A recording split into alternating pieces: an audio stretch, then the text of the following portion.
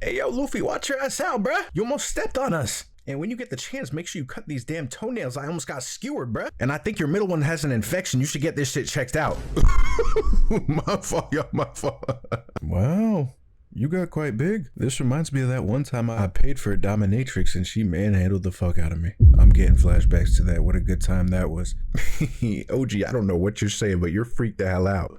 That aside, we are not handing over Apple Jacks. That is not happening. You know, I just appreciate it if you let me do what they pay me week in and week out to do, rather than interfering like this.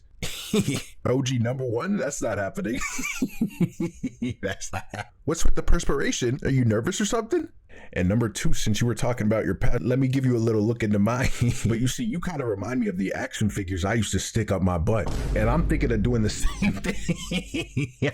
I know I started with some freaky shit, but like, this is the problem with this new generation. I think I'm gonna tell Akainu I'm retiring after this. I keep telling my grandkids that the generation they're growing up with has no chance. All this new technology, like I barely even still know what a transponder snail is. How does that work? None of these kids appreciate a 9 to 5. And we have this freaked out Titan talking about getting poop on me, bruh. I just don't know. Maybe some other time, OG, but I think you got somewhere to be. Let me show you how I hit this shit at the bowling alley. And get the fuck out. Yeah, so coming into this episode, especially after last week, I thought it was going to be straight off the bat, we were getting into this Luffy and Kizaru scuffle. But we kind of start back at home base with Vegapunk. And he's tweaking out because he didn't know Bonnie's status. So he dials up Frankfurt really quick. Frank! Frank, you hear me? Yes, VP, loud and clear. I'm getting intel right now that Bonnie's down there. Is that true? Oh, she's alive? That's great. Let me tell you, OG, Kizaru pulled up looking like a prime Shawn Michaels. That kick kicked her ass into orbit. I'm telling you, it was some crazy stuff. Kicked? How does a grown-ass man like you let her get kicked, bruh? Broad-ass shoulders and you can't even act as a shield for her. What the hell is your... No, VP, that's completely on me. That's my bad. I'm sorry. I'm gonna go save her right now. Your ass better, I swear to... And he almost puts Vegapunk in a cardiac arrest, which also has Sanji start tweaking out that a hand was put on her. But we also learned later this episode, which I already knew just because I feel like everyone was talking about it when the manga was at this part, but later on in this episode we actually find out her real age, and Sanji gets a pass now, obviously, because he then learns about this. But when it comes to her in the future, he better not be operating on the same type of timing. And no, speaking of Bonnie, we see her transform into her younger, which I'm assuming is actually her like current age, and she starts putting on a fucking clinic. And I don't recall ever seeing her really work like this. And after seeing her kind of transform at will to her older body to then her younger body to help her like move more nimbly and stuff like that, and she was like taking out Marine after Marine in terms of like making them either older or younger, she damn near has the most broken devil fruit in the show. And now granted, she has to get in the weight room and get her cardio up because she was like huffing and puffing after this, but like other than that, she could change the direction of this whole show if her fruit is utilized how it's supposed to be. And no, so we get to the main part of this episode with the two fights, and Zoro and Lucci were kind of going at it, shit talking each other, because obviously Zoro is second in command to Luffy, so they both of them have a bunch to prove this fight, because if Rob Lucci gets beat by Zoro, he's washed and he should just hang it up. So he kind of has to win this fight. And then for Zoro, it's like, I feel like for the audience, he kind of has to win this fight, because then it'll show like how, not necessarily how close he is to Luffy, but how powerful he is in this world of One Piece, because of how we perceive Lucci as kind of being a formidable foe to Luffy himself, you know what I'm saying? And Zoro was talking his shit because Lucci was trying to tap into those primal instincts and hunt him down like a big cat should, but Zoro was saying that's not going to work because he was catching whiffs of his drawer smell, so he'll know exactly where he'll be. And that's exactly what happened. Lucci tried sneaking him, and Zoro was just following the trail of the crop dust. And them going back and forth, they had some good, subtle, like little choreography. And that's how you know Lucci's washed, because Zoro was deadass having a whole conversation with Luffy about which one of them should get the luxury of beating his ass. And that was after he hit that nigga with a primary lotus. Oh, you're fighting Lucci. Zoro, you want my help, twin? Or you got this one? No, I'm good. Hey. But after this whole thing is done, we may have to make a couple calls, because PETA is gonna hate my ass after they see what I do to this feline.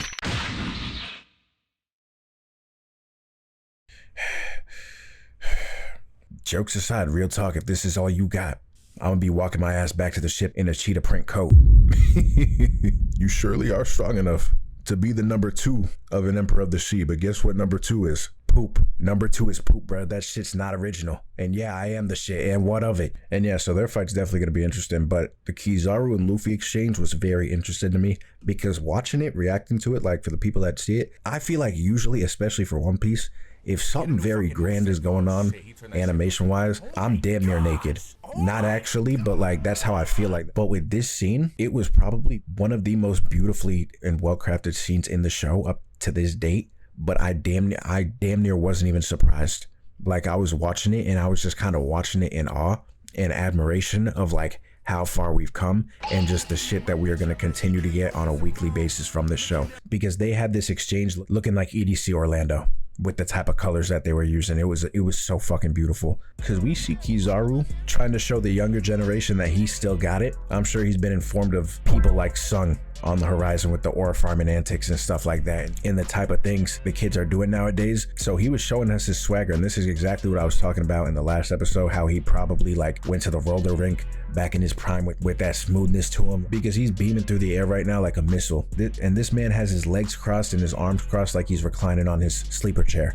And somehow throughout all of this, he kept the Versace shades on, which you have to commend him for it. And after this, I really can't deny that he is not the smoothest nigga in the show. He is like top 3. Just drippiest, swaggiest, whatever you want to call it. He's got that shit on. And then we see him use his light to kind of slide himself airborne. And then he beams right back at Luffy. And the shots that we were getting were so fucking stupendous, bruh. It was genuinely just a laser light show. And he hit this man with a shadow clone. And everything about this shit, the impact frame, seeing this frame of the light going through Luffy's hand and we see his skeleton, that shit was ridiculous. Like, this was the most visually, like, I barely even know how to explain it. Like, it was just beautiful. And it was just so smooth throughout. And seeing this shot, this was a hard ass shot of Kizaru looking up and then read like the POV of like how big Luffy actually is. And this is where I could kind of feel that size. Pause. From this angle, this is where I could really feel that size. Where I could really feel that size and see how huge this dude is. And it's just so weird seeing him like this, because I said it in the reactions, like obviously he has his gear 3 thing and we've seen that many times, but again, seeing him be like Zunisha sized, it just felt so off, but like it was so cool to see at the same time. And just seeing Kizaru run up his arm and him swatting him away like fucking flies. And with the way Luffy ran away and got all of the Kizarus into one line, you could tell that he was a regular on Black Ops 2 Zombies in the day, with the way he trained them up and then got them all with one hit just so he could conserve ammo. That was beautiful stuff. And what does Grams do? He sees that he's outmatched and he goes straight to choking Usopp out. And when we see Vegapunk and Atlas driving away in the Tonka with Sanji on top, that's where we learn about the Bonnie's age thing very slightly. But aside from the fight, I think this was probably the coolest part of the episode, when Kizaru tried sniping him and Luffy deadass just eats the shit and just starts shooting lasers all over the place while laughing. And it just shows like how busted this ability really is. And I feel like him and Kizaru to the death one-on-one, if he could sustain Gear 5, he wins. I just don't see Kizaru winning that. I mean, obviously, I'm sure Kizaru hasn't put it all out on the table, but still, it's just like, with him being able to tank his moves like that, I just don't see how Kizaru wins that. But maybe I'm ignorant. And the last thing we see is the pacifistas changing their objective, because Atlas tells them to then destroy all the Marines. And then we see Saturn at the end with his glass of Cabernet Sauvignon and some glitchy effects, and then a to be continued screen with his eyes opening. And it's like, they've been doing the to be continued screens great. They've been really on top of them. And then that's the episode. And then the next episode, I think he's gonna be pulling up on everyone. And from the preview, the animation looked good too. So we'll see what's happening that week. I may or may not do a review on it, depending on how good the episode is. But yeah, no, that's it though. Yeah, One Piece it's been doing One Piece things. It's been great. And I think another reason why I'm enjoying it, but I'm not like super freaking out about it or whatever, is because like a lot of this stuff has kind of been spoiled in little tidbits for me, like the Luffy and Kizaru. Like, I knew they were eventually going to fight, for example, and obviously seeing it is a little bit different.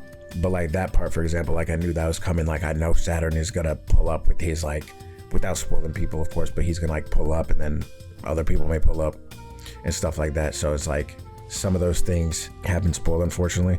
But still, it's been great nonetheless. Just watching this week in and week out. I'm going to be starting God of War on the second channel. For those who are interested, I think that's going to be a great time.